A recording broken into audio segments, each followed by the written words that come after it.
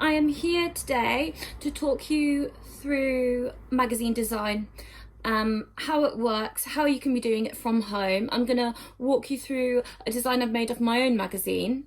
So here's the finished product, the cover, just to walk you through all of the kind of the minimum requirements, how to make it look like a magazine cover, how to use the software that I want you to use, and just how to come up with like a good concept basically for your magazine.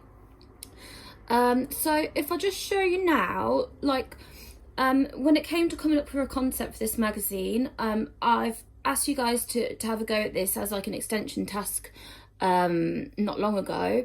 I found these mood boards on Google Images. I mean, you can make your own mood board, but I thought I'd just cheat and I typed in like aesthetic mood boards.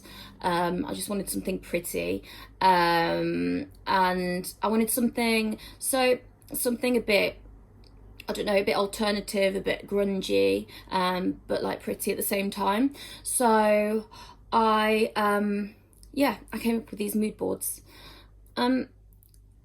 One thing I'll say before I talk you through my design is that I'm not following the same brief as what you've got, because that would be kind of giving you too much help. So your brief, remember, is to create a magazine within any genre of your choice. So I've seen examples so far of like fashion, gaming, dance, fitness, crafts, all sorts of things.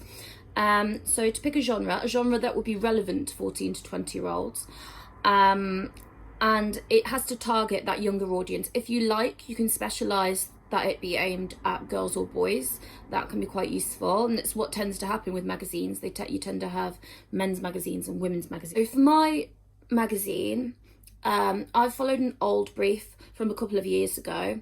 The brief was to target 18 to 34-year-olds, so slightly older audience. And the brief was also to create a lifestyle magazine. So lifestyle magazine is just like a general magazine about all sorts of things. So make sure your magazine is just about one specific thing. So just about fashion or just about health and fitness, for example. Right, yeah. That's the first thing. So you can see my mood boards here. I use the mood boards to help me come up with the colour scheme. I really like these pretty pastel colours and kind of like neon. And just, I wanted a grungy concept. Okay, next thing you need to do, what is really key for your magazine, key selling point for all magazines is the cover image that they use. So obviously, we're a bit stuck at the minute. We can't go outdoors. You can't capture your own original imagery, which is what you're meant to be doing for the coursework. But we can work around that for now.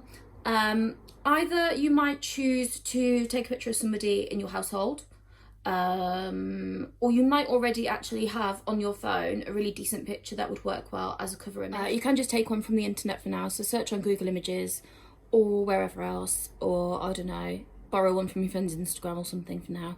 That looks pretty similar to the vibe you're going for, and just use that for now. Capturing the vibe of your magazine and what it's all about. You will have noticed when you've been researching similar magazines, you will have noticed that fashion magazines, for instance, pick a certain type of cover model. Fitness magazines pick a certain type of cover model. So with that in mind, you need to make some really key decisions with your cover model. So because my magazine, I wanted it to have more of like a grungy alternative vibe, I therefore went for a cover image of somebody who had that vibe about them. I also wanted this colour scheme of like pastels and neons and a kind of grungy vibe. So I found this image online. I think I just typed in soft grunge fashion or something like that, and just got this off Google Images, and I thought, yeah, this is going to work. So what you'll notice about it is that it has a blank background. It's really important that you do have quite a blank background, and you'll notice that most magazines do. Reason being that you need to be able to see the cover lines. So remember, the cover lines are the little lines of text either side of the main image that give you a preview into the articles that are in the magazine. So there must be space for that. So it's really a plain background is best, or at least a background on which cover lines would be visible. And you'll need some space at the top to fit in the masthead as well. Or, I mean, you might want to be a bit different and put the masthead down the side, I don't know, up to you. But just make sure you're bearing in mind your layout. With the real image, the real thing, it has to be your original image, and you're basically like a photographer. You have to direct your model. You have to say what they should wear, how they should do their hair, if they're wearing makeup, what kind of makeup, how should they stand, where should they be looking, what facial expression should they have, are they to be holding any kind of props? You need to factor in all of those things.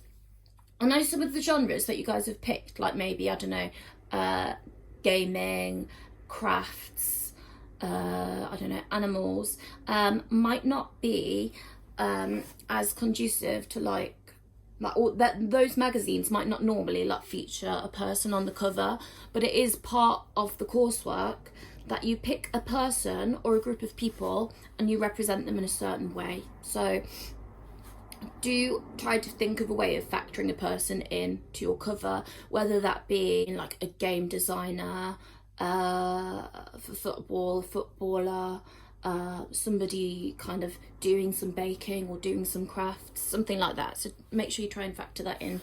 You need to have a person on your front cover, it's really important. So that's it for the cover image and getting your cover image sorted.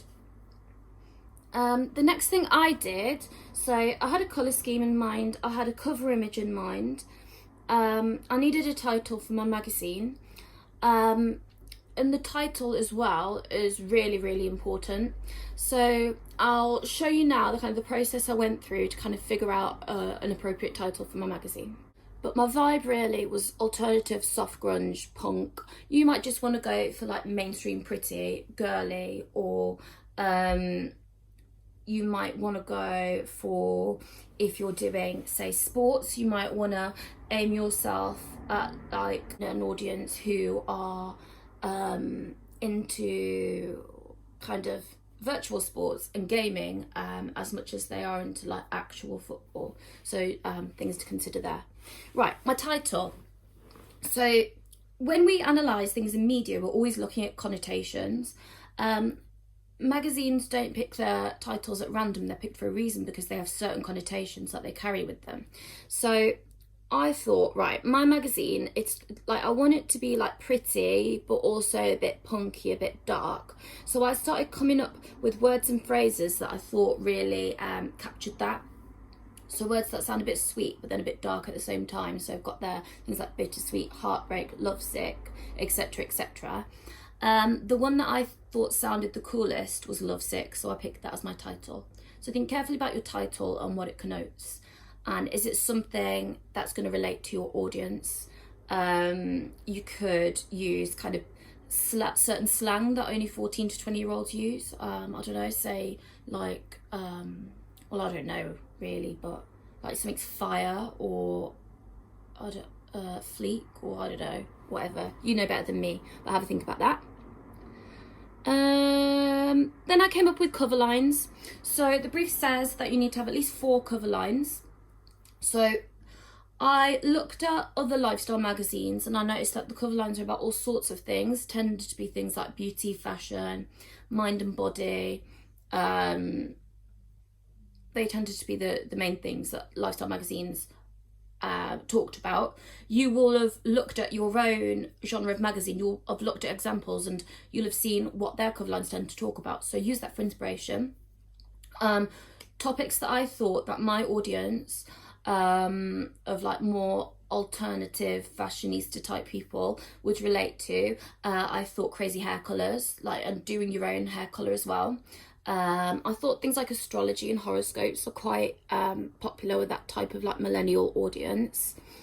I also, what else do I put? Makeup, especially like people who tend to be into more alternative fashions tend to be more into things like veganism and animal rights. So I thought cruelty-free makeup could be a cool thing to include. Creative career paths, it's a bit of an older audience, so maybe something to do with that. Famous fashion influencers, so nowadays, it used to be that people's role models in terms of fashion and things, and whatever else, would be celebrities.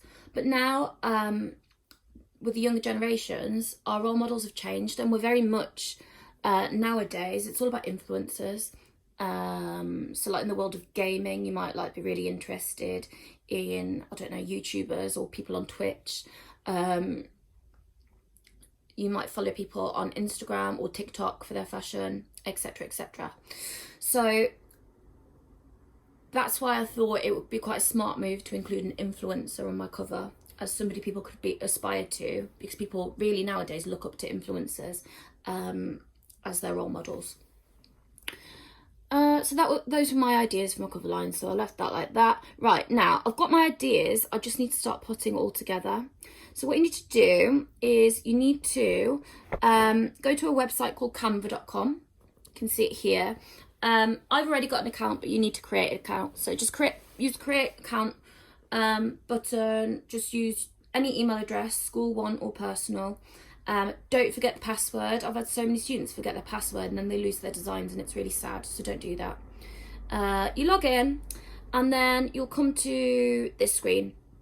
So there's a search box in this screen, and it lets you search all different types of like media products that you could possibly design.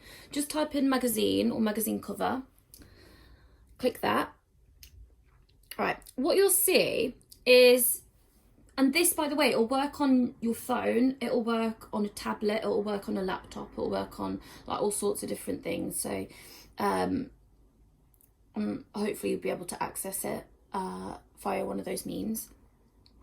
What you'll see is it comes up with like templates for magazines, so like wedding magazine, travel magazine, car magazine, etc, etc. Feel free to browse those, but I would highly recommend that you don't rely on the templates, because on the mark scheme for the coursework, it specifically says that if you rely too heavily on mark schemes, you can't get above like a grade 3, 4, which isn't like a lot of you should be aiming a lot higher than that. So I would suggest just starting with a blank slate, but look at these ones for inspiration, definitely. So it already measures out, it's the correct size for a magazine cover. That's important, it needs to be the right size. It's measured that out for you. Now I want to get my cover image in there. So what you do is you click on the icon here that says uploads. Okay, so you press upload an image or video. Hopefully you've now got your main image saved to your computer. So you click it, it then appears on your page. You can just kind of grab the corners to make it the right size. Make sure you're leaving enough room either side for the cover lines to fit in. You need to fit in at least 4 cover lines. Also make sure there's like a decent amount of room at the top to fit a masthead in. That masthead might overlay the main image slightly, or, I mean, when we get back to school, I'll show you on Photoshop how you can have the main image. I've taught some of you this already, but how you can have the main image overlay the masthead. You can play around with layers and do that. But for now, that's fine. You can leave that bit out. Right, so before you start designing and like kind of putting this magazine together, like I said, it's really important your magazine has a vibe. Is it trying to be really like vibrant and happy? Is it trying to be, I don't know, look really like modern? Or is it trying to look quite vintage, hipstery? I don't know. You have a certain vibe in mind, really high class, glamorous. Have that vibe in mind, and then when you're picking your fonts here, when you're picking your colours, try and capture that vibe. So like I said, my vibes, I want it to be quite grungy but quite pretty too, and I've also already got a colour scheme in mind as well. That's another point. So generally you'll probably have noticed when you've been looking at magazines, the colour palette doesn't normally tend to extend about 3 colours. So you kind of pick your 3 colours and you stick to them. And quite often those colours coordinate with the main image. Just looks more aesthetically pleasing, looks prettier. So I've already got those colours there. They're kind of like the pink and the blue and the black. I'm now just going to start with my masthead. My masthead, like I said, it's really important. It's got to capture the identity of my magazine and what it's all about. So I'm going to start playing around with fonts and colours. So you just have to, so you would add a heading, and then you go up to where it says Open Sans Extra, that's the fonts, you click that. Oh, and you can change the size as well, you click that, and then you pick a font that you think sums up what your magazine's about. You'll notice some of them have a little crown next to them. That's because they're premium, you have to pay to get those, so just use the free ones, there's loads to pick from anyway. So I finally found one I quite like. I think it looks quite cute, quite vintage, a bit different. And then I picked a colour. So within the colour palette I've gone for, I thought a pink would be cute, to kind of offset the grunginess of it all. You then want to add a subheading, and you're going to start by adding some key features to magazines. So all magazines, you'll notice, have something called a strapline. So the strapline is like a slogan that sums up what your magazine's about in a short phrase. So I've picked for mine aesthetic lifestyle. But yeah, you think of something that you want that really reflects your magazine. Normally it goes quite near to the masthead. Normally it's like not too big, quite small. So I've put mine there. Right. Now you want to add your main cover line. So your main cover line, conventionally, it will be related to your main image. So with your magazine, everything about it has to be original. So if you're featuring a celebrity, it can't be a real celebrity. You've got to invent a celebrity, if that makes sense. So if you're featuring a footballer, you're gonna have to make up like a fake footballer name, etc, etc. So I've just come up with a random name, Jodie Scott, and this girl here, I've decided she's going to be a singer, like in a grunge band or something. So I've put her name there, and if it's the main like story in your magazine, a real selling point for your magazine as well, you want it to be quite large and stand out from all the other cover lines. Also, you might want to put it over in the left third as well, which is the part of the magazine people see first when it's on the shelf in the newsagents. So Jodie Scott, I've made that a bit bigger. Your cover lines, and then I've picked a nice font that I think is pretty. Placed it, a lot of this is just like trial and error and like messing it about and just trying to get it look nice to you.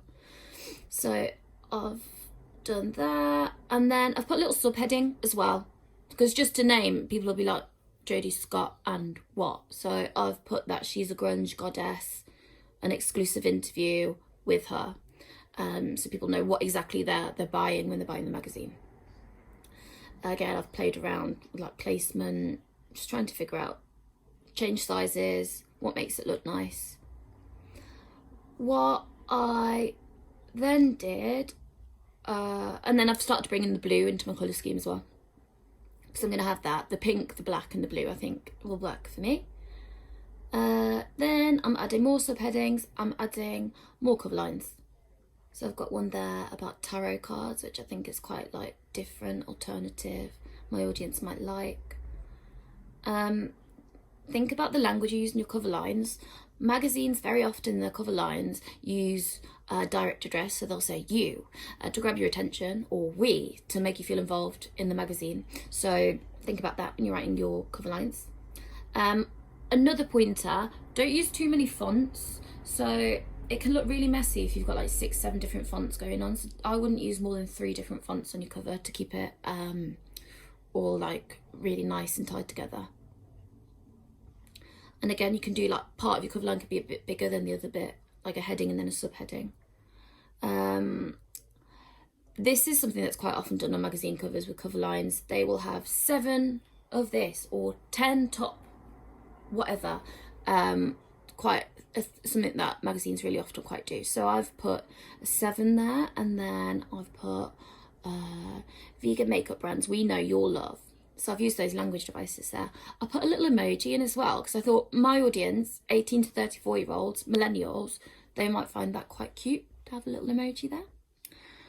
And oh, there's a point. Cover lines need to be aligned up to either edge of the magazine. So when you type into these boxes, it will be centered.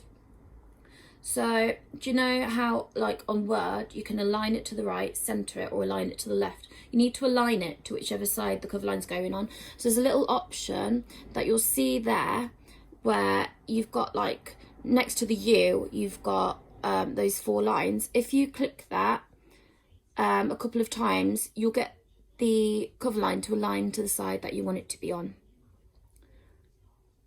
Like right up to the edge. It just looks way neater.